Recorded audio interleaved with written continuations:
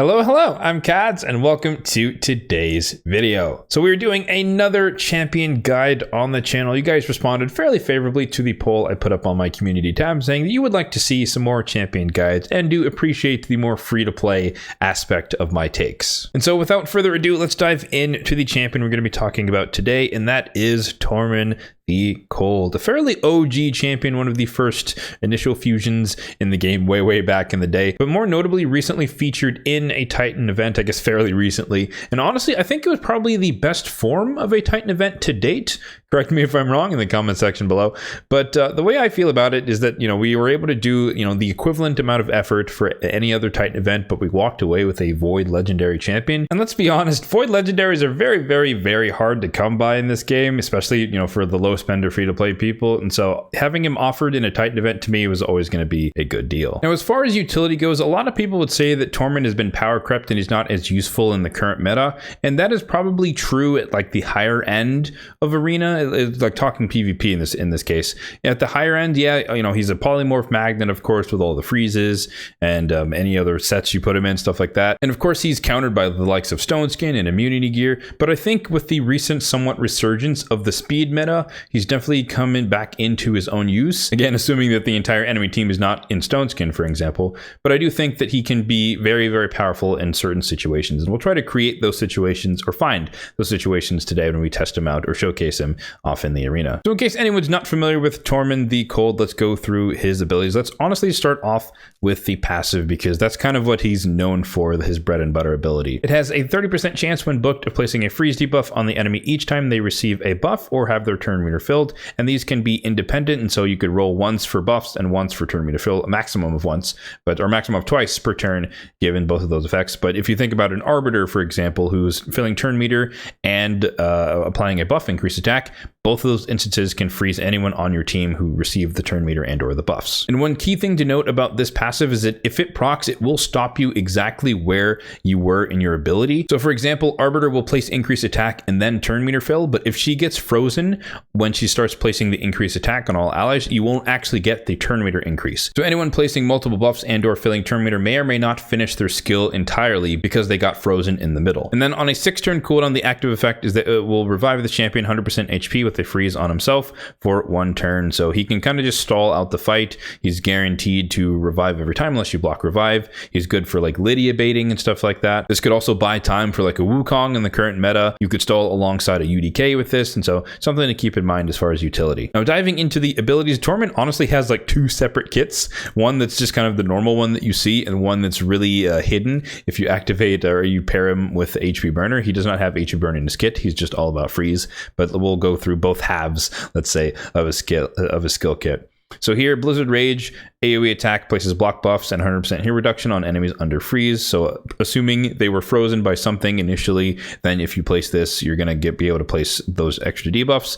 But innately, it also just has a chance of placing provoke on enemies not under freeze. And then we could call it the secret skill aspect of it. If the enemies are both under freeze and burn and you use this ability, you get to decrease the cooldown of 1 random skill on each ally by 1 turn for every enemy attacked under freeze and HP burn. So if the entire team in arena is under it, you can reset for 4 turns on everyone's on one of every ally skills. It's kind of busted if you can actually make that unlock. On the A2, he has a remove all buffs from the target enemy, then attacks them 2 times. It will steal all buffs if they're under a freeze, and then this will ignore defense, 100% of their defense if they're under a freeze and an HP burn debuff. So mine's not built for damage, but a lot of people can build him for damage, and if you're able to get that synergy going, he will steal all of your buffs if you're under a freeze. Again, polymorph magnet if that is the case, and it will also ignore all of your defense, so it could be a really big smack.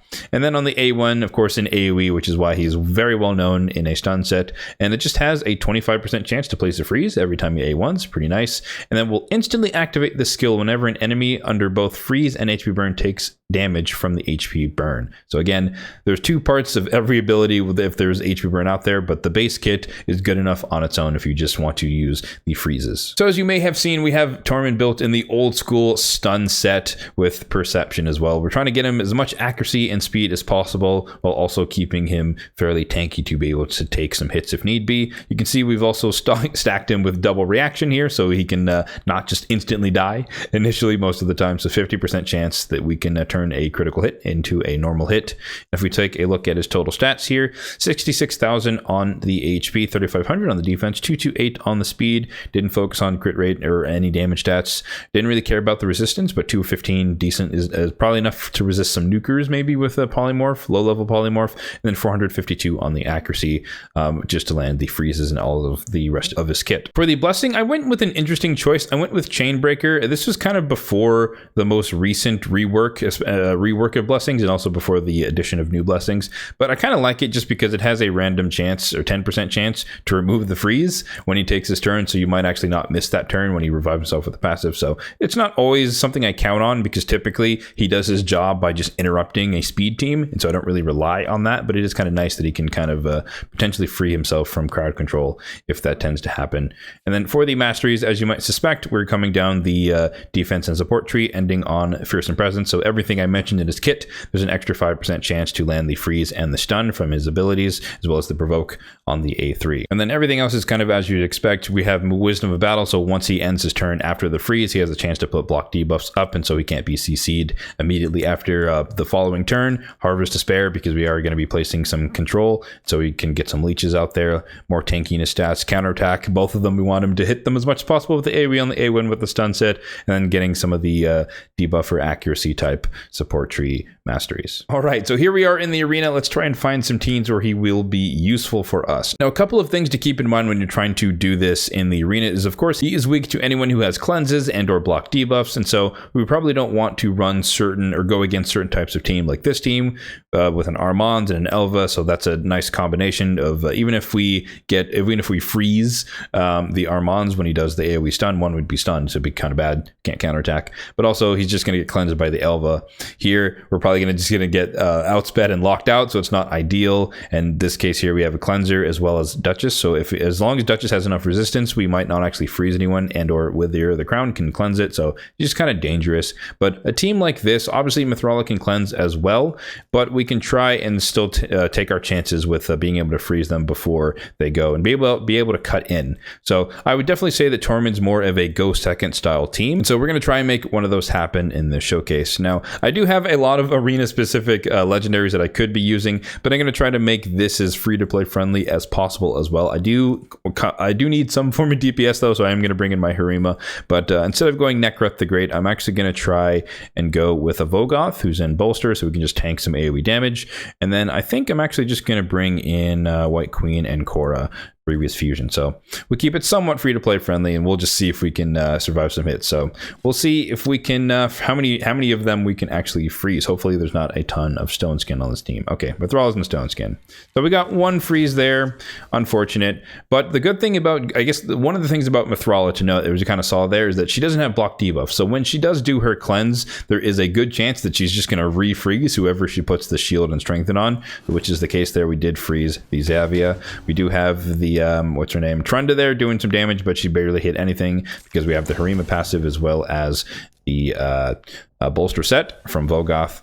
And so the cool thing here is that obviously Mithrala, we baited out her cleanse, and so now she can't use it. So she's going to follow up with more buffs, which is good for us because now we have more chances to get freezes. I guess we didn't get it in that particular instance, but nonetheless, you know, it can still work. So in this case, I probably should have saved the cleanse on Ancora to wait for this. We're going to do the A2. We can remove some buffs. So there we go. Remove the decrease or increase attack from the Trunda here. We can try and kill Xavia with this ability. Almost, not quite. But I guess, yeah, Ancora is protecting our nuker from being CC'd, which is kind of nice as well. Ooh, lethal dose. Yikes. Okay. Let's cleanse all that off. There we go. Ancora for the win. So yeah, you can kind of see we got a couple of freezes, not like a ton of freezes in this case, and I don't think we got a single there we go, yeah, freeze city. I don't think we've gotten any stuns from the stun set, but nonetheless you've definitely got to see, you know, essentially a speed comp is very, very weak to a Tormin, because especially when you're going against enemies who are working on auto, they're not speed tuned, or they might be speed tuned, but they're not necessarily having the perfect AI to go against him, so they're automatically usually just going to go straight into their buff buffing abilities, and that is exactly what you want them to do, and it's very, very strong. And we have another speed team that we could go against here, and like I prefaced in my last champion showcase, you know, I am free to play, so I don't have all the fastest gear and the fastest champions or the best champions, and so I'm not just going to be able to take on any team in the arena, even in Classic. So, and I'm not necessarily going to only do like the easy fights here per se, but you know, just kind of putting into some perspective on this. We're not just going to be able to dumpster everyone by winning speed races. So in this case, I'm going to drop Harima. I'm going to bring in White King Narses just because he's a little bit more suited for this style of fight, and we'll see what we can do. So in this case, they don't have a cleanser, so as soon as Arbiter goes, we should most likely freeze majority of their team. And yeah, so there you go. There's a perfect example of what I was talking about before, where she only got the increased attack count, and she did not actually fill the turn meter of anyone else because she got frozen before that other half of the skill completed. So we can cut in there. We can nuke a little bit. He's immune to counterattacks, which is great. He's also immune to freeze or CC because of Ancora, which is beautiful. We got a provoke on everyone. We got one stun landed there on what's his name, Altan. And basically, it's kind of GG from here, right? We have a lot of control between Vogoth and the, what's his name, Tormin. And so we can basically just take over the fight and win it out. And so not really going to worry about anything here. We can honestly just go with the A1 here. We don't have to steal any buffs in this case. But after this, we're going to try one of the harder teams. I think there was a team with a Warlord in the mix. Ooh, that's bad. More buffs. You don't want to do that against the Tormin. But I think there's a Warlord team, so we can definitely up the ante and see if we can counter that one. I might have to bring in a bit more powerful champions to do that one, but you know, we'll see what we can do. We'll try it out just for the sake of the showcase. So there we go. Win number 2. All right, so we have this top team here with the Warlord and the Chimera, which is a very, very annoying combo because they can kind of, you can get double locked out, I guess, with the reset. And so we're going to have to bring in a little bit more powerful champions in this case, unfortunately. I apologize. But that's the only way we're going to win, like, against a real team, per se. So we're going to bring in Harima here because we just force affinity against the Gaius. He's their only DPS, so there's a chance that he just weak hits and he doesn't place any bombs. And even so, she's just really strong against like demon spawn like Chimera, stuff like that. And let's bring in Galathir because Galathir, and then let's bring in White Queen and Cora. Actually, no, let's bring in Glacea Soul Guide. We'll see what she can do against the Warlord here, see if we get lucky. So actually, I want to switch the aura here. We do want the resist aura on Galathir, but even if he gets locked out, we do have the other form, and so we're not necessarily screwed per se, but we'll see. We'll see what they can do. We'll see. We'll probably get locked out across the board here, unfortunately. So, yep. Oh, Stone Skin only on the Warlord. I thought it would be on the Gaius as well, but nope. You can see there we froze the Chimera. We froze the Gaius, so they're actually not even a threat to us. And yep, Arbiter did another ability, more freezing for them. We get the stun there. We get the that's unfortunate. We get our buff stripped off, but yeah, they can't really do much at this point. Glacea showing off her stuff. We got the Chainbreaker proc on Tormin, so he got rid of the sleep. Again, that's another reason why I kind of like that ability on him. So we're still locked out here. We didn't get the good RNG on Glacea's ability. Now they do have block debuffs up, but we also cannot get bombed by Gaius, and now we have our abilities back. We took enough terms, and GG, we wiped them. So again, it's just showcasing that even against a super scary team, you can still just get lucky with the freezes. It's not a guarantee by any means. You're playing the RNG card, but if it works, it can definitely work, and you can turn a fight like that even with, you know, not a super stacked roster per se. Okay, so we have another tricky team here. We're going to try and take this win here as well. We might get locked out, but we might also unleash the power of the Shotgun Tormin. Let's take the chance. I'm willing to win for the video here, for the content here. So let's see if we can get and unleash the power. So we got one freeze. We're locked out on every ability. That's fine. We're going to dodge the bombs from the Nishak there. But the good thing is we have a freeze and a burn at least on the, I guess we can try to do that. Oh, Relentless might be doing some work here. Oh, sweet. We got rid of the veil on her. So as soon as Arbiter takes a turn, it's already started. There we go. It's begun.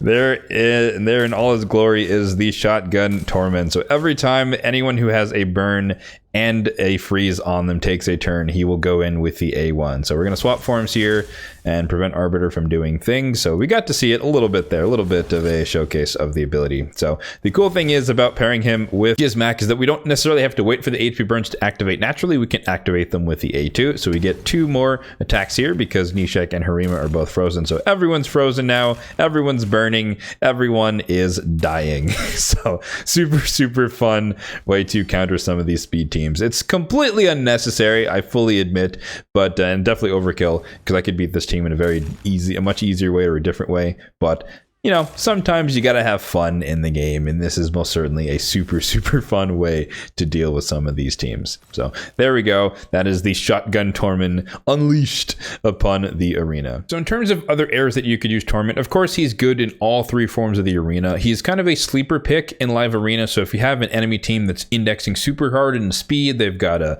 Arbiter, Lysandra, Lady Kimmy type thing, or even if they have like an Arbiter and a Siphi, you could ban the Siphi, pick the Tormin, and now they're going to get screwed if they try to buff and turn meter fill with the Arbiter. So he can definitely be a sleeper pick to counter speed teams in live arena. Same thing, he can work in tag team arena if you want to use him there to counter speed teams. It's not going to be as scary to go against some of the teams that you know are faster than you. If you happen to have pulled him early, of course he can carry you in dungeons with the stun set, but I don't think most people are going to be in that situation. Obviously he's useful in faction wars.